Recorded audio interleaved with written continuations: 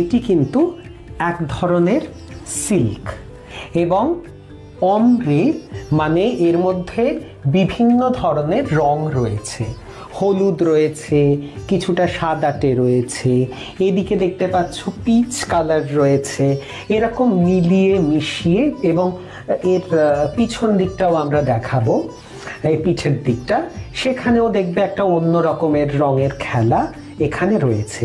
মানে সারা গায়ে বিভিন্ন ছড়িয়ে ছিটিয়ে আবির লাগলে যেরকম হয় অনেকটা সেই রকম রঙগুলো খুব সুন্দর লাগে, জানো তো।